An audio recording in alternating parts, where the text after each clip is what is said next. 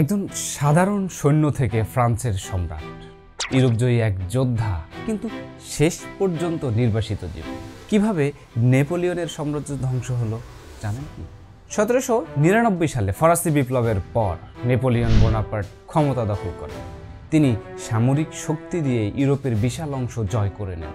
Spain, Italy, Austria সব জায়গায় তার বিজয়। কিন্তু 1812 সালে তিনি রাশিয়া আক্রমণ করেন, যা তার জীবনের জন্য ছিল এক বিশাল ভুল।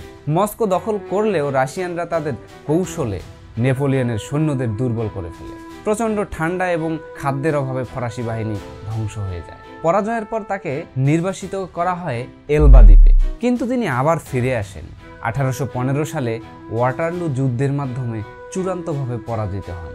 ওয়াটারলু যুদ্ধের পর তাকে পাঠিয়ে দেয়া হয় আটলান্টিকের মাঝের দ্বীপ সেন্ট হেলেনা, এবং সেখানেই 1821 সালে তার মৃত্যু হয়। আচ্ছা, নেপোলিয়ন কি শুধুই একজন স্বৈরশাসক ছিলেন, নাকি যুগান্তকারী একজন নেতা ছিলেন? জানিয়ে দিতে পারেন আমাদের কমেন্টে।